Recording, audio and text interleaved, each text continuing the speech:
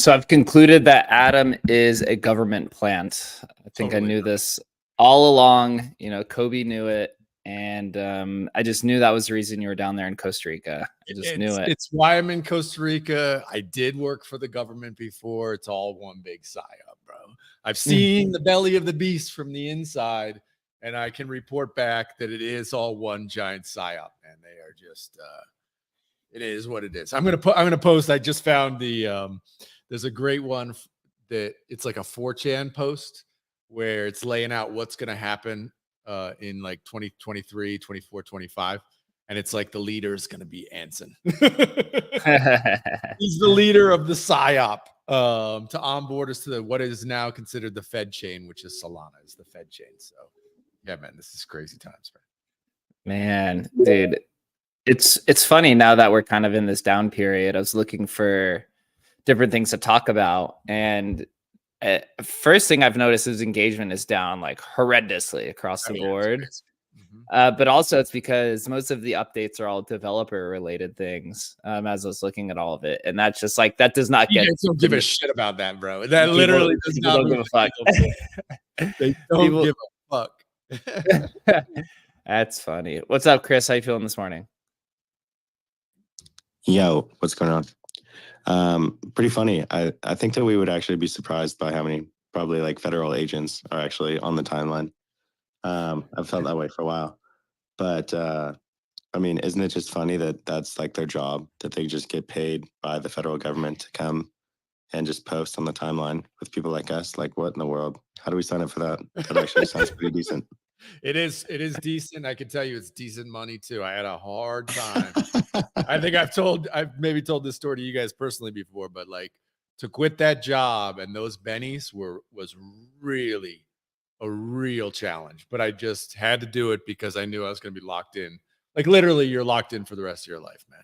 Those benefits are so sweet that it's like, dude, it's way more than you're going to make, just in a cush private sector. There is no cush private sector. We know that. It's savage out here, but in the public sector, oh my God, dude, like literally no work with ridiculous benefits. Like that's the public sector, at least in the US and pretty much everywhere else too. Sounds like the government. Well, there was a fresh headline out of the private sector, much larger than the crypto industry, that I thought was interesting to start off today. Goldman Sachs is announcing that they're launching 3 tokenization projects by the end of the year, says their digital asset chief. As its peers in traditional finance push deeper into crypto, including BlackRock's Bitcoin ETF and Fidelity's trading platform, Goldman Sachs is preparing to make a move of its own. This comes off the 150-year-old banking behemoth is seeking a major uptick in interest from clients surrounding digital gold or digital assets. From their digital assets global head, Matthew McDermott. My question to you, Adam, is what tokenization projects are they creating? Are they creating a shitcoin on Solana? Are they dropping a ticker? They getting into some infra? What do we think's going on over here? I mean, I think people love this idea, and certainly the ETH maxis on the timeline are saying, oh, it's all going to be built on Ethereum. I find it very unlikely it's going to happen on any public blockchain. My gut tells me that they'll have like either a Fed chain or a Wall Street chain or multiple chains, maybe one for each bank. We've already seen them kind of moving in this direction. So the idea that this is going to be on rails that we own is just slim to none. Slim to none. I just don't think it's going to happen. We'll see. I mean, they'll start with the big stuff first, and they already have the ETFs moving down this kind of slope.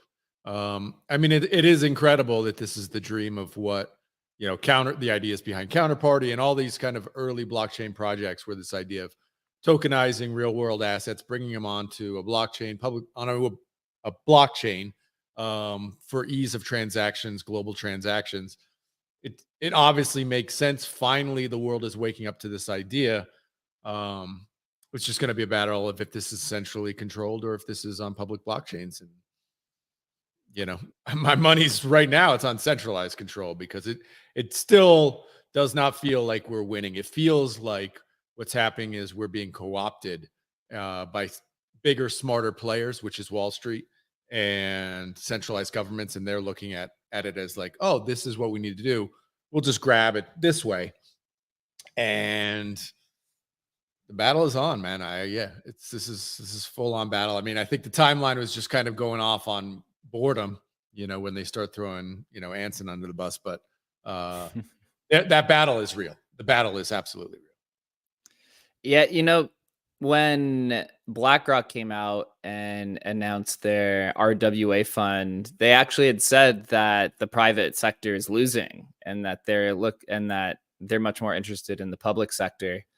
And then they went and created their own RWA platform called Onyx, I think, which was a partnership with JP Morgan, which is essentially kind of like the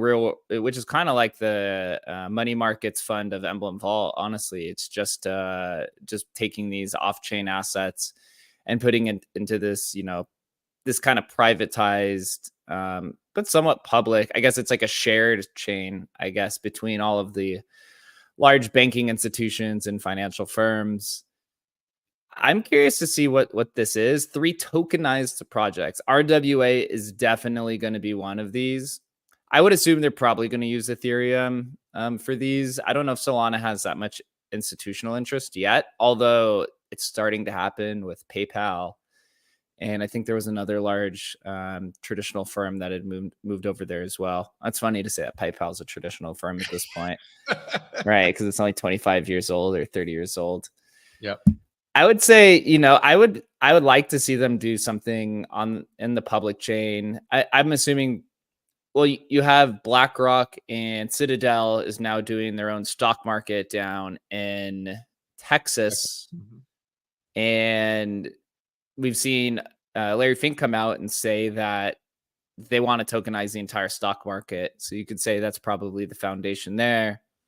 Is Goldman Sachs going to try to do something similar with some sort of tokenized stock market and partner with somebody else? Are they going to come out and create, something that nobody's seen before? Are they going to take some of these, traditional financial instruments like, sovereign debt and some of these other tools that are a little bit above my head?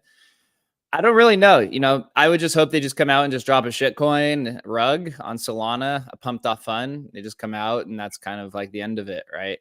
I would like to pass this over to Chris, who maybe has a little bit more insight. What do you think would be some other tokenized projects that somebody like Goldman Sachs would get into outside of, maybe the speculative idea of BlackRock doing a tokenized stock market and then JP Morgan's real world Onyx platform? I think that they're going for like these kind of loan obligations, these collateralized mortgages, things of that nature. Those are some of like the biggest markets in the entire financial industry.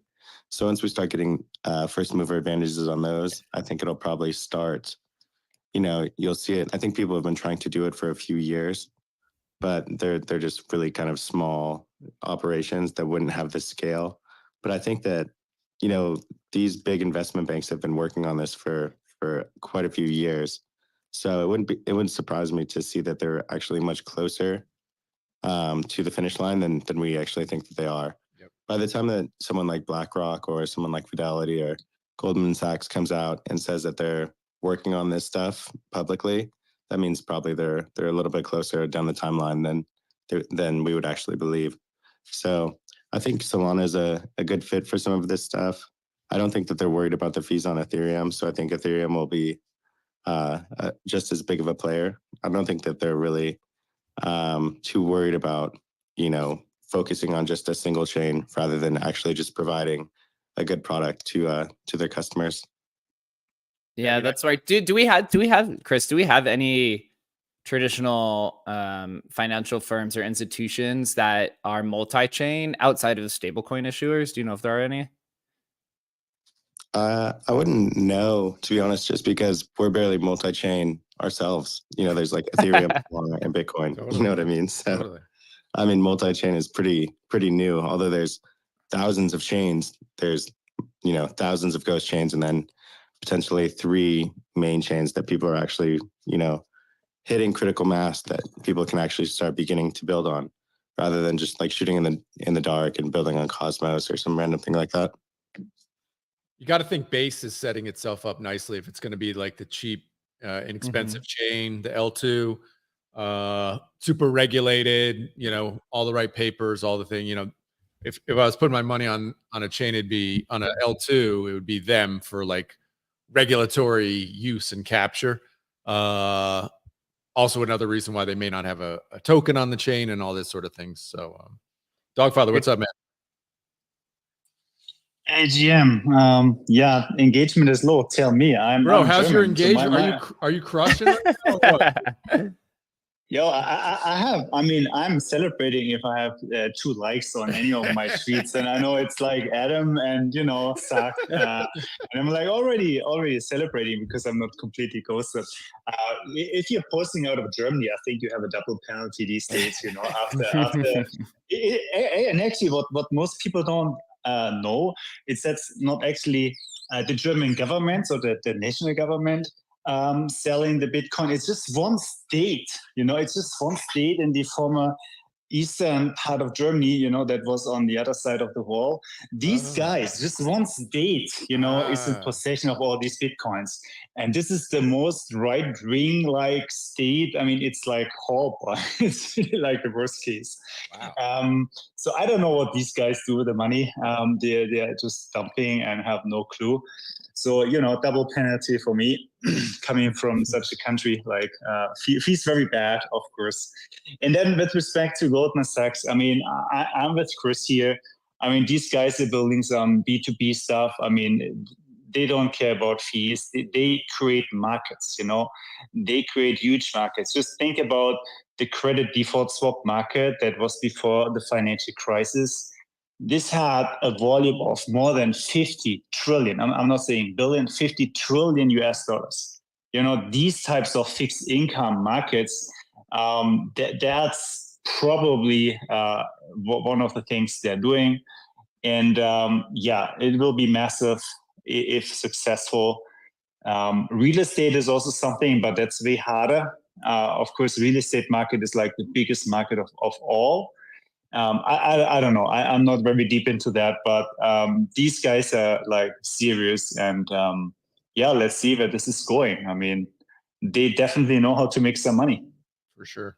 I think when you think about it too, just like to let you go in a sec, Jake, but for me, it's like it's gonna be really hard for crypto to break into that sort of stuff. Like it's captured, right? Like the odds of an on-chain stock market, I mean, it is incredibly difficult. I know Adam Back with their layer 2 solution, Blockstream or whatever, they tried to do some stuff with like futures and it's clunky and nobody wants to use it.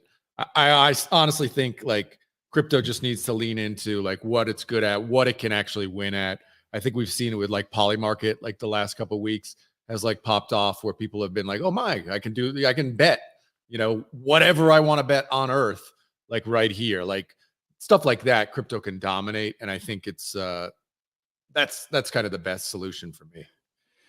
I was listening to OX Research podcast today, and they were talking about Germany selling, and they did say that they know for a fact that Germany was market selling on exchanges, and now, as of they posted this morning, they're now in contact with the trading desk or trading like a trading desk who's now helping them offload it. So we were right. They were literally just market dumping. Dogfather, can't you get over there and help these guys, man? Come on, dude. They could have paid a 1% fee to you to help them out, man. Dude, just literally market dumping $1 billion. Dogfather, that's kind of a smaller kind of region in Germany or smaller kind of city or something like that? Or how big would maybe 2.5 billion be for their local government there if it's kind of a smaller region in there? Do you have any insight on that?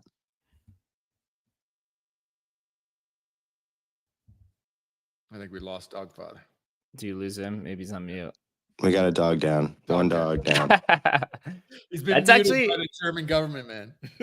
I mean, that's actually a good point, right? If you're a small jurisdiction, $2.5 billion could literally be like your entire fiscal budget for the year. So to them, they're just like, let's double. Right? That makes a little bit more sense now. It makes a little bit Still, more. the idea of just like, market dumping, I don't know, $1 billion at a clip, it just seems crazy, man. Just seems crazy. They were sending it to multiple exchanges at least, which was somewhat advanced, but that's insane that they were just market nuking just $500 million to $1 billion in a single day. Like that is completely manic. I don't know if I've ever seen anything to that level of degeneracy. Go ahead, Dogfather. Sorry, I was rugged for a few moments. Can you repeat the question, please? So I will take all the punishment, of course. Yeah, we thought that they silenced you, but we were just wondering, in terms of kind of the size of overall Germany, how big is the region or kind of the location of the government that's selling? And is maybe 2.5 billion a pretty big haul for them locally, or what are the insights on the ground? You mean the size of the state or the size of the Bitcoin? Oh, it's actually a pretty small state. So it's not like one of the larger ones with 10 million or more inhabitants. It's just the smaller ones. So for them, this is massive. This is really like a massive inflow of capital. And probably they're risk averse and think, oh, Bitcoin may go down 5% more. And let's sell now. And obviously they're not very experienced in such, market maneuvers. Because this is not how you do that. Probably they think it's like a treasury market where you can just buy and sell any order. So yeah, really like painful to watch. Painful to watch. Yeah, they probably came out and just like doubled or tripled their government runway. Crazy. How funny! I guess that kind of explains the point where they like sold, then they bought more, and then they withdrew it. Now they're selling. So now it sounds like they got some experts. Today, a big infrastructure improvement for Ordinals. Raf, who's the lead maintainer of Ordinals, announced Ord 0.19. It's crazy how far we are already. He says, it's been a while since we finally released of Ord. The biggest feature is a full address index, allowing users to query aggregated information of an address's UTXOs and any assets therein. It sounds like a lot of dev talk, if I'm going to be honest, but if you pull open the GitHub, you could see there's got to be like 30 or 40 different updates here. It's just some simplicity about indexing, getting information from Ord. There was a lot of runes notes here. I think it looks like it's kind of separating information between Ord sats and runes. The small things like this are going to be needed so that developers and builders and creators can come in and build these DEX tools and all of this kind of sophisticated tooling for runes, and also sophisticated, updates for Ord. Raf and Casey have come out and said that, there's not going to be that many major updates to either protocol going forward. I don't think so. I think they're going to have to push more forward, but a big update for Ord Core had been. What makes you think that, especially with runes? Because Casey really backed off from the idea of him updating runes, right? I don't know why. Kind of like he'd put it out there like he's going to be able to update it, and then immediately after launching, he's like, "Oh, and by the way, I'm not going to update it anymore." Like, what do you think that is? Like, what's the deal? So for Ordinals, the Ordinal theory, he had said that, or inscriptions, I guess. He had said that it's a pretty solid NFT standard, and there doesn't need to be any other added complexity to it. For runes, I've listened a little bit more on what he had said here, is that he believes if he introduces any type of functionality to the core client, basically on like the layer 1 level of it, it introduces MEV to the overall protocol. And he doesn't want that because it's going to make the block space even more chaotic than it already is. And if Casey's kind of view, it's right, try to be, I guess, organic, or try to minimize the amount of quote unquote pollution, right, within the block space, or try to eliminate as much congestion as possible. And so this is where the whole programmable runes trend is coming from, because everyone is under the impression, Casey's gone against his word many times before, but they're under the impression that there's going to be no major updates to the Runes core client. And so everyone's like, well, there's now a multi-billion-dollar opportunity on the application layer of Runes and also on ordinals as well. So I think this is where we're now seeing this race. We have a team coming on the show tomorrow called the Relics Protocol that's doing their own quote unquote proto runes. I think this is what the trend is called. And essentially it's just a race on the application layer of Runes to first build a sufficient protocol and then come in and capture the market essentially. Gotcha. So yeah, we'll hear more about it tomorrow.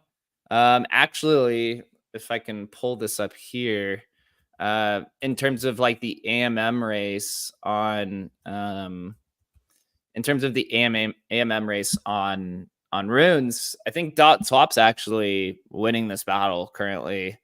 Dude, when we had DotSwap on, they had like 3,000 followers. Now they're up to almost 20,000. We've actually, from the Emblem Vault side, we've actually talked with DotSwap. They have a pretty interesting kind of like multi-sig, decentralized, kind of non-custodial backend for it. It's quite interesting. Chen and I hopped on a call with one of them, and they explained it to us. And these guys are, quite in depth for that. Or I guess we talked with their infrastructure provider. But if you go here to the roadmap, it says here that right, this is their upgraded multi-sig scheme. They have an integration. They've recently integrated NUSD, the Nakamoto dollar. That's the project from Jack, the bank or BAMP of Nakamoto dollar. I think it's like the #3 rune right now. They have a stable coin called NUSD. You can see right here, they've actually integrated it, and it seems like it's been getting a lot of attraction. I still think the TVL is literally like a few $1 million. I don't think it's anything too crazy, but there are people trading on quote unquote layer 1 Bitcoin. And of course, when I say layer 1, all of these swap modules will have some sort of off-chain component, whether it's an EVM or multi-sig or their matrix kind of custodial, non-custodial scheme. But if you look at the swaps, right, there's literally 3 pending right now. And there's been, looks like there's been about 20 swaps in the last hour or so, or 2 hours. So, not that bad. But I still think, right, a lot of people are still under the impression that this is going to be such a massive market that there is an immense amount of opportunity here. Interesting. Dogfather, are you tracking all this sort of stuff with the swap tools on Bitcoin? Man, there's so much going on. I follow a few of them, but it's very hard to know which one will winning. So I'm more the data guy and not so much the dev guy. So they always tell you that they're the best and do this and that. At the end, I want to see some solid data, and it will be pretty obvious after 1 or 2 months once they're out, who's winning the race and who's not. And maybe we have 2 or 3 that are like large enough. But right now, this is really just like crystal balling and, some dev talk. I talked to the people at Ordinal Hive. They also seem super solid. They plan something this week. We will see. I mean, I'll once I have some API access to them or some public data, I will have a look and do my analytics, and then we will see. It looks like they have a points system coming soon. Fluid Tokens, who we've also had on this show, also introduced a point system recently. You have like Liquidium that's doing a point system. You have Runes Terminal that's doing points. Literally everyone's doing points. It's like a lot of people keep saying, everyone keeps saying that points are going to go away. I literally think the complete opposite of that. They're going to evolve. Point systems will evolve, but it's such an easy way to basically, capture, or users have the ability to, it's almost like a rebate, right? Or even profit if you're an intellectual farmer, you have like smart schemes. But I mean, since they introduced this point scheme, or like the thought of even points, and then they added a stable coin NUSD, it seems like DotSwap's really captured some attention. And here's a little alpha for you. Actually, I don't think they've said this publicly yet. They have a pump.fun on Runes solution. I've seen some of the pages and stuff. It sounds pretty interesting. They asked me if I wanted. Mention that they were working on that. That's pretty cool. I know the name and stuff. They wanted me to do a token. I was like, absolutely fucking not. You want a job for the rest of your life, bro, for no return?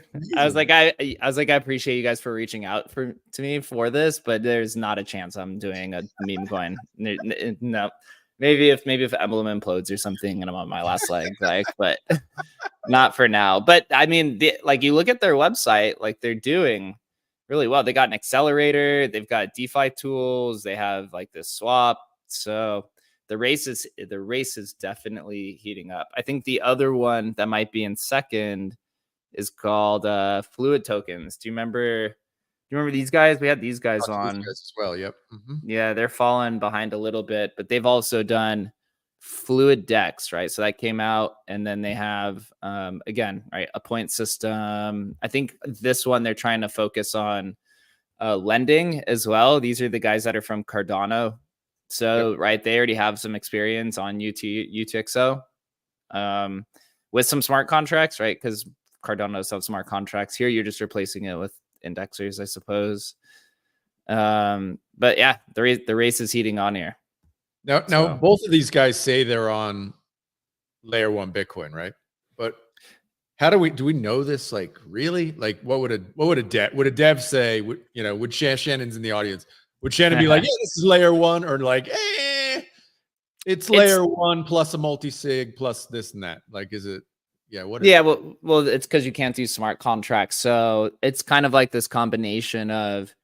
They're either using EVM for counting off chain, right? They're using an indexer, or they're using a multi-sig. And right, technically all three of those are off chain, right? Because you're doing a multi-sig somewhere. There might be some other kind of complex schemes. Like DotSwap has a little bit more of a complex one where they have BitGo that's like a custodial. So technically it's not custodial, but it's, it's sharded between multiple parties. So until there's like a big upgrade, right? Technically, none of it's on L1, but for marketing purposes, right? It's kind of like Bitcoin L2, even though you're using EVM. It's kind of like, yeah, we're as far as we could go. And then it's just more to the community. Do you prefer the off-chain component to be a multi-sig, an indexer, or EVM? Personally, for me, right, like 2 of 3 of those are, well, I guess a multi-sig's on-chain somewhat. But if you're doing EVM versus an indexer, an EVM is off chain of Bitcoin, but it's on another chain, right? It's on Ethereum. So I'd rather have it on another blockchain than off on a central server somewhere. Yeah. But you can obviously scale a little bit faster with an indexer over EVM. Oh, would you rather have it if the indexer is decentralized where everybody can run it? I mean, it's all very it's hard. You saw this with Stacks. Stacks tried to do the basically, because you can't do an indexer on chain on Bitcoin. Apparently, it's like incredibly expensive to do it. Like, it just makes it pretty much not worth it. So they tried to do the decentralized indexer for BRC20 on Stacks, and no one used it. No one cared. Yeah. Unisat already had a monopoly on the market, and they were just like, why would I use this? Even though they were part of the people who created it. Yeah, it's incredible, man. It's just, I mean, look, this is the nerdy gigabrain stuff. The general market doesn't give a crap about this. They will give a crap, though, if Pumped Up Fun happens with that idea, which we talked about when we had them on, which is like, there's going to be, you buy it, there's a liquidity pool created immediately. You can immediately buy and sell into the pool. Like, that's going to be interesting to see. If they are able to get this out and be kind of first mover, I think they'll have a big advantage. I don't know. It seemed like Leo might have been working on something like that too. Because I think there could be some really interesting stuff happen. And if any of you in the audience see it happening when those first tokens come available, like, I definitely would want to get in on the first ones, because those are going to be interesting to play around with. So the thing with like Pump.Fun on Bitcoin or Runes is like, Runes is kind of already natively kind of like Pump.Fun, right? It's like everyone has to mint it to kind of get into it. So it's kind of already there. The only difference I would say is we had this idea, or we talked about this idea before. If there was a DEX, right, like a Runes DEX, and people were minting it, and you took a portion of the minting fees, or maybe you tack like $1 or $2 onto the minting fees. So if it's like 100,000 mint, and you take an extra $2 per mint, and then that gets put into the LP. Right now, you kind of have like a decentralized pool with maybe 100K on it already. The question here, though, which is like from a regulatory perspective, if you're in the US, you probably can't have this product, because if you then take that, that $2 per 100K, right? You have 200K and it gets put in the LP pool. Who owns the LP pool, right? Like who is it? And if it's the platform that owns it, now you're basically doing an ICO. Oh, interesting. Right? I didn't think of that. That's interesting. No, the EVM owns it, bro, or the multi-sig owns it, which is owned by an Isle of right. And since you can't do it, since you can't do it completely decentralized on L1, somebody owns it, right? Somebody owns it. Oh my god. Somebody owns it, where it's shared between people, right? That's kind of the craziness of it. Interesting. It'll be fun though. Do you have any idea how far away they are from actually launching that thing? There's a website and there's a page. If they're ready approaching quote unquote KOLs to do tokens, right, or mints, then maybe like a month away or two. Nice. I mean, you'd probably want to do this once market picks back up a little bit. This is like the chicken or the egg situation when you get in these like consolidation periods now. It's like, what returns first, right? The liquidity or the attention, right? If the attention leaves, we just talked about this, everyone's engagement is like horrifically down. Liquidity's also left. And so, right, where's the bottom, and then which one comes back? And do you want to even launch a meme coin when there's nobody around, right? You want to launch it when people are like, when there's like a lot of FOMO. That's how you do all these pre-sales and different things like that. So will be interesting to see kind of all these people's different spins on it. And so when we'll hear more from the Relics protocol tomorrow. Looking at here pulled up on the live stream, looking at the overall Runes market, it's down to 1.07 billion. It's down like 60-70%. It was almost at 2.5 billion. 87,000 tickers. Tickers have also slowed down a little bit. Holders 722,000. Dog is sitting at 444 million. I just did a chart the other day. The dog dominance over the ordinal or the Runes market is still over 40%. So, and I haven't really seen that many new projects. It looks like Rooney just launched recently, which is Runes Terminal. This is one of those utility tokens. So it looks like we now have 3 utility tokens in the top 6, which is something that I've been hammering at this even before. That, bro. I said this even before it launched. I said utility Runes are going to take over this market. I just knew that was going to happen. So maybe we're starting to see this now. Still way too early, right? A 1 billion is literally the size, like WIF is bigger than like the entire market cap of way bigger. But you have Bank of Nakamoto dollars at 2, R6 at 3, and now you have Rooney is at 6. So I think it's going to be bullish. And from what I hear, over end of quarter 3 and beginning of quarter 4 is when a lot of the utility Runes are planning to launch, from conversations that I've heard. But I think market dynamics are still interesting. I might have to bring on Patty just to talk about Rooney. This guy did a lot. They did a lot of sophisticated things. They have like a launch pad and points and all the common things that come along with it. On the other side of it, the BRC20 market is actually starting to pick back up here. You have Pizza is now at $100 million market cap. Sats was pumping today to 400 million. Like, look at these. The top 4 BRC20 are all up. Like, Sats is up 20%. Sats is supposed to be a part of Unisat's swap pool. I wouldn't sleep on BRC20. And as I said before, I think both of these are going to coexist. One's the East favorite and one is the West favorite. So Unisat came out the other day. First, they announced that they raised, right here. Binance led their pre-A round, which was completed in May. We don't know how much it is. This caused this caused pizza to pump by like 30% because they're like pizza equals Binance. And then they came out here kind of rolling out, a lot of what they're doing, which is interesting. I think this is kind of reigniting some interest into BRC20. They have something called Fractal Bitcoin, which I still got to figure out what it is. I think this is almost like their programmable, like think of programmable runes, but programmable BRC20. I think that's what their Fractal Bitcoin is, because if you go on the Unisat wallet, you can like change networks where it says Bitcoin, testnet, Fractal Bitcoin. And so it looks like this is where their BRC20 swap is going to be happening. So you could see it here, which is essentially just thinking of it as like a wrapped kind of version, but within its own protocol. It says that it's coming in September. So it's getting a lot of interest again. They talk about it, right? Swap on layer 1, but then it's being validated, right? Here's what it said. After extensive testing, we validated the functionality of the swap on mainnet. And there's some cool graphs talking about how this works. There's a unified bridge, right? So think of Fractal Bitcoin as basically a programmable BRC20. And then they have a whole chart about it. And a lot of people in the BRC20 community are starting to look at these. There's like, what was that? It's like 50, there's like 10 in the top 15 are all kind of up today.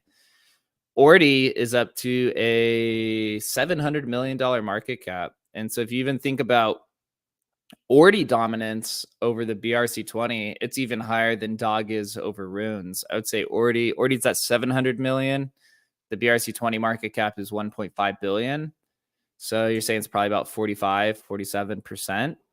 If you combine the top two tokens, Ordi and Sats, that makes up for 1.1 billion of the 1.5 billion. That's like the dominance level is insane there. And then you have Pizza, which is it's the first 5 byte ticker. 5 byte is is where all the BRC20 BIP proposals are coming. So that's where you can like burn and pre-mine, and it got kind of like a Runes makeover with that. So stay on the lookout for BRC20. Adam, what do you think? It looks like Wizard's at like 60 million. Chris, what are you thinking? Is this like a buying opportunity for Wizard, or I know you were bullish on it?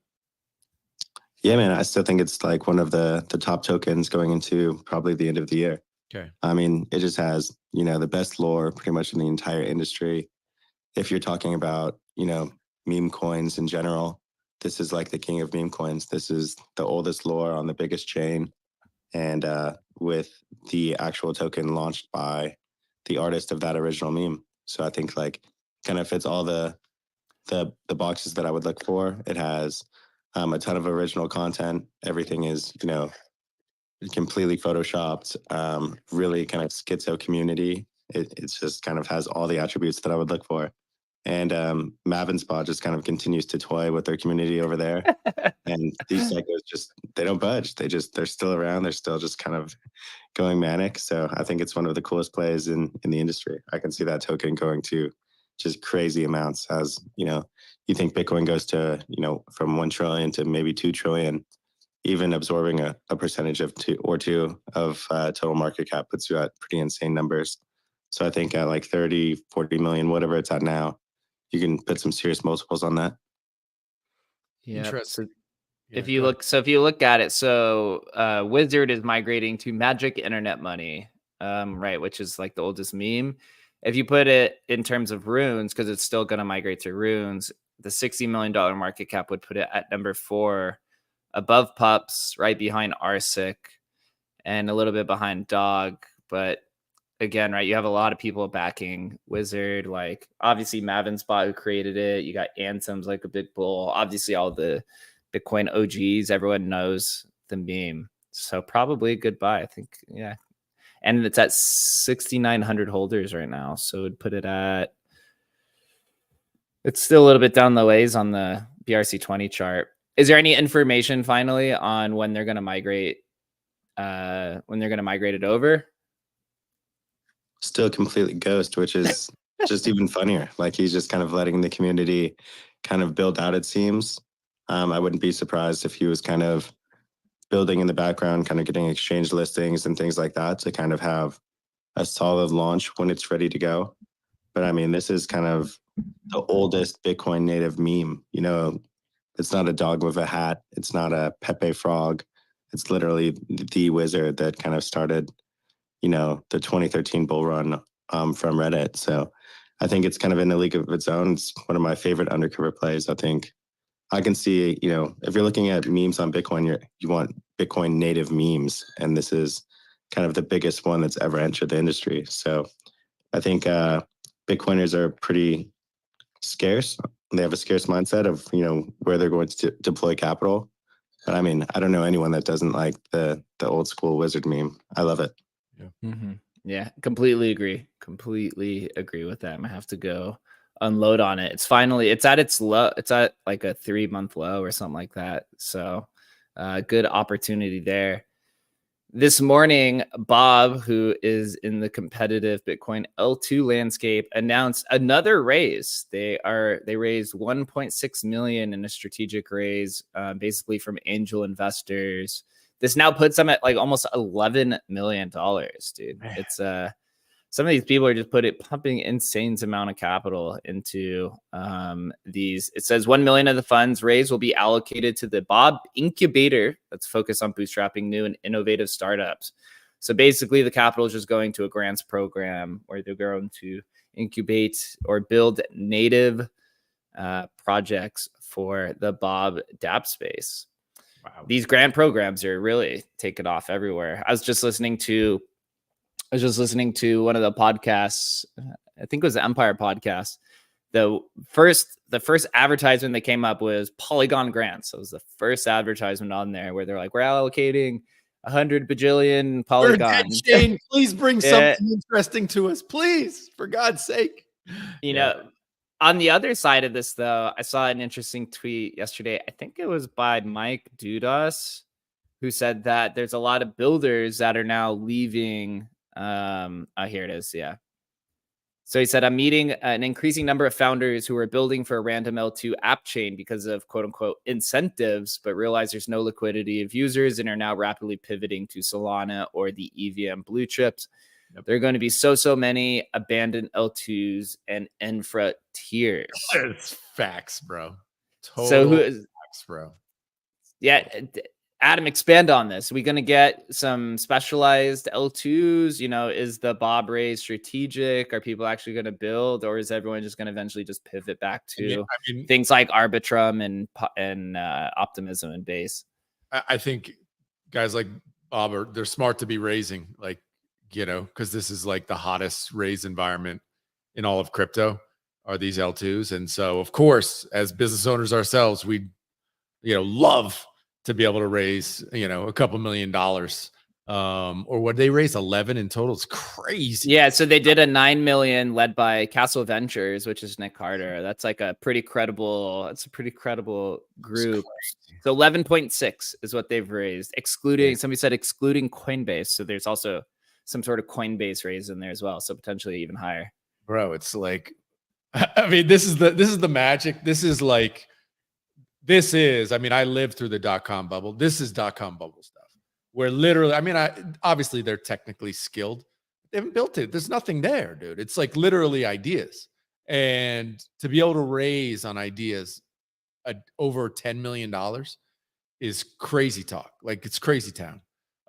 When we have existing L2s that you saw how tough it is, like Polygon, like, is like a dead chain right now, right? I mean, they have obviously hundreds of millions of dollars where they can dump into new stuff, but there's just going to be a massive bloodbath because, you know, even raising, you know, $11 million, we all know if there's 20 devs on that team, you have a strict runway. Like, you will run out of money. And so, yeah, a lot of these L2s that are, you know, what we take now is like, oh, it's a significant raise. It's really not. It's a couple years of runway, and then these things get just shut down. So it's going to be really interesting to see where this goes. You know, it's fun for us because, like, a lot of them, they need our tech to bring over. It's perfect for our situation. For Emblem, it's like the best situation you could have. This is like, it actually expands what we're doing. Like, this is, I couldn't have foreseen this. I don't think any of us could, you know, 2 years ago. Just this explosion of L2s. But it is going to be a complete bloodbath in 2 years. But Dogfather, I see your hand up for a bit. What's up, man? Yeah, just wanted to chime in on the discussion. Do we have BRC20s and runes in parallel? Do we get rugged? Yeah, you rugged, man. Are you in the Lambo, man? You cut out for a second there. Did your phone switch over to the Lambo? Yeah, again, so I wanted to hop into my car, and this is always rugging me. Can you hear me now? Yeah, we got you. Yeah, man. yeah. Okay, great. Just wanted to repeat my thoughts on this discussion. Do we have BRC20s and runes, or just one of them? At the moment, both kind of coexist, but I mean, I can't imagine a situation long term where you have two fungible token standards. Yeah. At the moment, both have some support. I see way more development from way more startups, and also like Magic Eden, Liquidium. They all support runes rather than BRC20. While you have Unisat, more or less the only big player supporting BRC20s.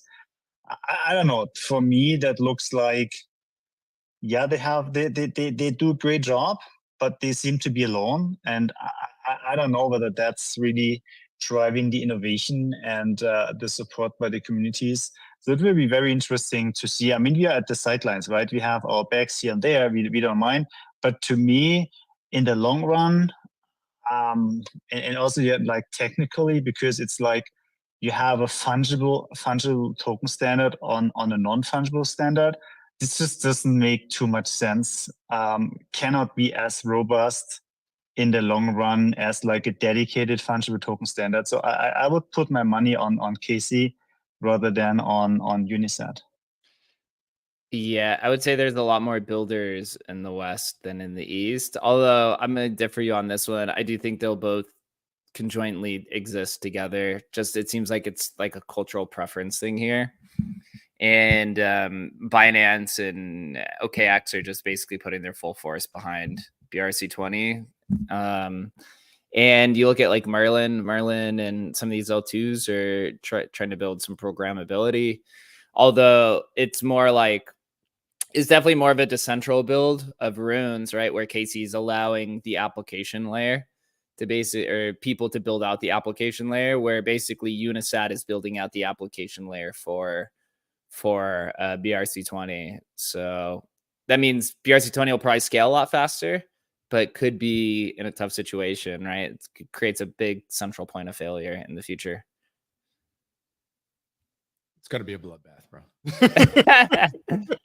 Yeah, I mean, we've talked about it a lot, and I guess you never, until it's over, it's not over, right?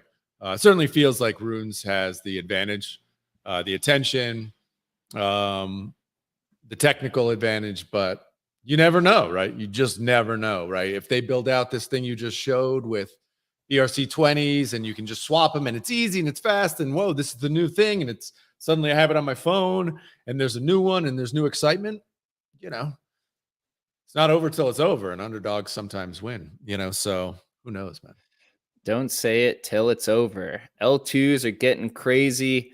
Shaban was back with another post, actually with some information about why he's posting all of this. So he said he got 80 responses to the document that he's been pushing out for Counterparty. He claims that he's in contact with an exchange to get XCP relisted on exchange. Oh my God, dude. Wow. What a crazy world that would be, right? If remember Koval, so Emblem's original token was on Counterparty, and Bittrex was listing XCP tokens back in the day, and Koval was one of those. That just reminds me, Koval's been delisted twice now. Different protocol. Oh, that's interesting. I bet we set a record for that one. So my question is, what exchange do you think he's talking to? And will people be interested if XCP is listed on an exchange? And where are they going to get the liquidity from? XCP is like such a bitch to find. It's so impossible to get. I mean, I'm literally in the Telegram, and it's like, I don't know who it is, but somebody like every day posts like the links of where you can buy XCP. It's like, here's the 5 of today, and tomorrow's got 8, and then there's 10 tomorrow. These are legit links. It's like, bro, right? And it's a thing. I mean, maybe they make it happen, and I'm sure there are guys with huge bags of XCP who really want this to happen. But then, does it even matter, right? Is there going to be enough awareness on the timeline where anybody even wants to buy this, right? I don't know. It's a tough. I'm not, I'm not running out to like run and go buy XCP on this news. Maybe it's Adam and the founders are the ones with the big bags. Remember, this was the big content, right? Yeah. Remember this was like the big contention when Adam came back. Everyone was like, dude, please get rid of the XCP token. Like, it's just such a pain in the ass. And he was like, no. And he's like gonna die. It seems like he'll die on the hill for it. Yep. To me, just native tokens. This is why we removed COBOL from being a payment for creating vaults. Like, native payment tokens just don't work anymore. It's just like an outdated model. People just want to pay in Bitcoin if you're on Bitcoin, or they want to pay with ETH if you're on ETH, or they just want to pay with Sol on Sol. Adding the additional friction just seems to be, it really just like negates people. If it's like 2 or 3 extra clicks, a lot of people just like won't do it. 100%, dude. I mean, we've moved as an industry, we've moved on past this there, and so, but I get it. Like, this is bag holders doing bag holding, right? Which is like, I hope there's some plans though. I hope there's some cool plans. One thing that I realized, and no doubt, I think Shaban will build a cool marketplace or minting platform. It looked like, I couldn't tell from the screenshot. It kind of looked like both. It said marketplace, but it was a minting platform. So I don't know. But he said that they have 80 responses and that they need 150 responses because they're in discussions with a major exchange about listing XCP. We need to prove how vibrant our community is with the hard data. Our goal is to reach 150 respondents. This is where you come in. If you haven't taken the survey yet, go out and do it. I need to fill this out, so I will do it. I do support it. It was like doxing myself to the FBI. It was like there was like 100 questions. Dude, I was like, Shaban, man, this is not the way you get a response on a Google form. It's like, who are you? Name, X handle, Discord handle, Telegram handle. I was like, bro, I'm out. Yeah.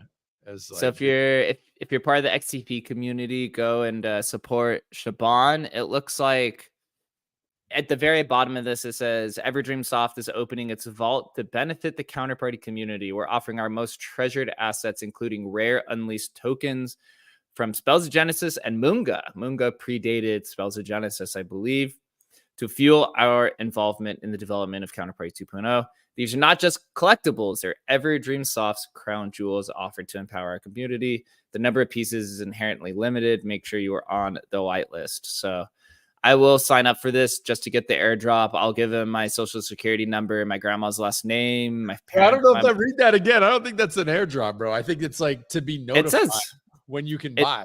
Check it. It says right here. It says what is your counterparty address to receive some airdrops? Shoot. All right. And then down at the bottom, right, you dangle some tokens in front of people, and you can have my firstborn child is kind of the agreement there. Joe Looney, this is kind of old, but I didn't even realize this. You can run your own counterparty node, and he actually had some information on how to do so. I noticed that Pepe.wtf is also running their own counterparty node, and then Joe actually wrote an article about how to do this. So while we're on counterparty topics, I did want to note this. If you are one of the fellow node runners out there and want to maintain your precious counterparty data, you can now do that. Joe says, after 9 years as counterparty user and application developer, I'm finally running my own counterparty node. That's crazy that it took 9 years to get there. That's crazy. Literally. Crazy to get there. So counterparty making some developments from what I hear. Counterparty, I think it's 10.3 is the one that's supposed to have PSBT support whenever that does happen. And my last topic of the day, Leica, which is the Doge Layer 2, has finally concluded their point system. Again, this is another points thing on an L2. A cool thing here, so they had something called a Sputnik program, which was basically people to participate in their testnet. They're allocating 26% of the total supply. And Jimmy, the dog builder, he's like one of the local influencers. He had said that this accounts to about $2.6 million if you go off the pre-sale price. So rewarding people for participating in their testnet. Again, this just goes back to the theme that points are the greatest to get people to use your system, explore with it, and then you get to reward them. Oh, you cut out, Jake. Tokens. Yeah, on go. a phone call. So this just concludes the whole idea that, right, they did a pre-sale. I do want to also add a caveat here. The pre-sale, I participated in this, and it only had about a 30% sellout or 40%. So essentially, they're taking the tokens from what was supposed to be the pre-sale and rewarding it to their users. So it's probably a lot higher than what it originally was supposed to be. But this, again, just plays on the idea that points are the best way to get people to use your thing, even on testnet. This is what they're doing. And so people are excited. So this... I think they're doing another raise, though, aren't they? Let's go to that quick. I think they're opening like another round or something. I saw maybe a week ago. Yeah, it probably sounds right. I mean, I literally did this pre-sale like 3 months ago, and I still haven't got these tokens yet. So still waiting on these. I think doing a second pre-sale after you didn't sell out, dude, probably like if this wasn't such a niche community where you only have like, you know, maybe a few thousand people participating. But to do that on a large scale of have a failed pre-sale and try to do it again, dude, it would just be like an absolute just reputational hit.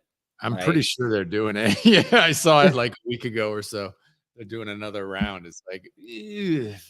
But yeah, like I said, they don't have that many people paying attention, so they could probably get away with it. But if it was on a much larger scale, probably a little bit tougher to do. Yeah. But excited that there's finally going to be something there. This is what the Doginal community has been waiting for. Maybe let the on-chain hustler homie is on and probably has. Can you let him on stage? Probably has some information about this. I didn't participate. I participated in the first like week of Leica, and I was like, I just don't have time for this. I just don't care. I already bought the tokens. I'll get some information on it. But at the end of the day, this is what the community's been waiting for quite some time. So finally, good to see that this is supposed to come here pretty soon. Bro, do you have any information on the Leica chain and Sputnik program? Did you participate in it? I can't see the name of someone on screen. Yeah. Hey, how you guys doing? Hey, Jake. Hi, Adam. What's up? Yeah, just the Leica chain. It's dope what they're planning on doing with the whole EVM stuff, but just haven't heard about what's going on with the raises. I know what Adam said is true. It looks like they're doing another raise, but I've tried to reach out to them many times to come on the space to discuss about what they're doing, and they just they're not going for it. So I don't know who they are or what they're doing, but excited to see what kind of volume is going to come in through the EVM bridge stuff. Yeah, I personally think this is complete speculation. I think the Woofy Swap team, the Leica team, and the WIWW team is all the same team, personally. And my team, you mean one dude. It's I tried to get them to come on my on our show, and they said that they're non-native speakers from India. So it's a bunch of Indian builders. India's got some base devs, so that's cool. But the way that they all communicate, it seems like it's kind of the same team, and how they all intermingle with only like kind of half products. But maybe not. I don't know. That's just some speculation. Yeah, that's what I thought too. As, we've been seeing a lot of funny characters in the Doge ecosystem lately. So we're just hoping the Lakai team is not a dodgy character too. But it's new. It's new, and just a whole bunch of innovation going on there. But we just don't know. But I'm excited. I'm excited about the DeFi stuff though. That's really dope, and they come out and speak a lot. So I'm excited about them. Yeah, Ash and the DeFi team are pretty cool. I haven't met them in person, but I've talked with them. They're some US people live down in, I believe, Texas down, and they also went through the through Trevor's Bitcoin. What is it? Bitcoin Startup Lab or Frontier Lab or whatever it's called. They did go. They did go through that, so they got some backing and some credibility. So those will be the two exciting things. It's cool to see the community come back there. I think we'll wrap it up for the day. Sorry, go ahead, bro. Quick question. Yeah, quick question for both of y'all. When Dogecoins on the marketplace? Yeah, we got to add support for it. So our dev is working on the back end right now for the metadata. Yeah, with the marketplace, right? You walk in and it's kind of like it's a soft opening. There's like 5 collections, even though the marketplace is working. So we're working out some of the kinks of the marketplace. We had some major bugs that we've now kind of worked through. Now we got to add some features. And then our founder's working on the metadata indexing of all the collections. It's been a real pain, but it's almost done. And then once that happens, we're going to have the ability to just plug in an API into our backend, and we can just index all the Doginals. So probably going to have to reach out to Doginal Hub after this. I think they're the ones that has the open source API to plug it in, and then we'll get all the collections. We'll get On-Chain Hustlers is probably one of the first ones, since you guys have supported us from the beginning. And yeah, and then it'll be cool. Also, we could probably in the future deploy on Leica, which would probably make it kind of like a full circle moment there, depending on their how long it takes for them to build and when they publish their developer tools. But where Emblem's looking to expand on all the kind of EVM L2s, and Leica would be one of those. What would you like to see? Like, what would be something that would excite you that we could help with? I mean, what you guys are doing currently is really dope. Just kind of excited to see what how Doginals will play the part there, and I think from there we'll be able to have more like feedback on what you guys should kind of do moving forward. But as far as you just kind of displaying projects that are out here building and Doginal ecosystem like little by little, that would be kind of dope. If you guys kind of like reached out to leaders in the Doginal ecosystem just to find out what projects need to come on board and so on, because I think that's something that we've been seeing in the Doginal ecosystem lately. A bunch of we've been a lot of people have come together and been speaking a lot lately on spaces and just been giving more information lately. So it's been kind of like keeping the bad characters out, and we would like for it to keep going that way. So just something like that. Understood. Yeah. So discoverability and kind of authenticity. Yeah, because there are a handful of characters that Doginal community is trying to separate from, and the marketplaces have not been, from my understanding, have not been listening to the community and keep a lot of these kind of wash traded collections on their marketplaces. And so, yeah, Emblem is happy to help in that way and help support you guys. Probably adds a little bit of functionality and some exposure to the ETH community. And we do have a builder who's building a fungible token bridge on Emblem that should be coming out here probably in the next month or so. So then we're going to add, you'll have the Doge that can go to Ethereum, which has never been done. And then we could do some of the DRC20 and Dunes tokens with this as well. So yeah, will be exciting, and we'll definitely reach out. We have a kind of a marketing plan once we do add support for Doginals and reach out to the communities, and we'll do much more kind of engaged spaces. And this is for all the communities, for stamps and inscriptions and all of these. We're in the kind of the final stages here of finally overcoming this long migration process, but we're almost done. Good to see ETH gas at 1 the other day. 1. Is that even possible? Does it go lower than 1? Does it get to like half a gwei? Like, what is? I mean, I've never seen it like that before, man. It's like in the old days on Bittrex. Everything, when I got in the space, everything was denominated in Bitcoin, and so when something would go to 1 sat per Bitcoin, or it'd be one sat right per whatever it's paired at, you'd be like, how low can this go? And then they would just pair it against Litecoin, and then it would just start going down all over again. And you're like, God damn it, dude.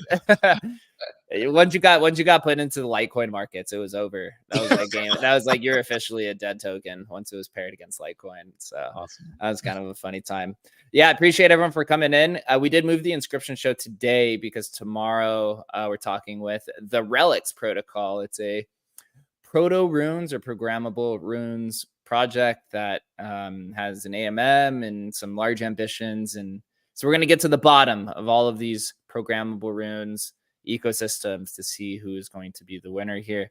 If you guys don't know, Adam, myself, and Chris work at Emblem Vault, the leading cross-chain NFT protocol in the industry. We just launched Emblem Markets. That's emblem.markets. Go to the website, check it out. Still a little bit in the building mode, but it's a cross-chain marketplace. And we have a lot of large plans here for the remainder of the year. Emblem Markets will be a crucial part of that. Please make sure you follow everyone on stage. Appreciate everyone for coming on as always. We'll be back tomorrow again at 11:30 a.m. Eastern time. Until then, enjoy your hump day. Look for some alpha, look for some cool protocol and tech upgrades, and we'll see you tomorrow.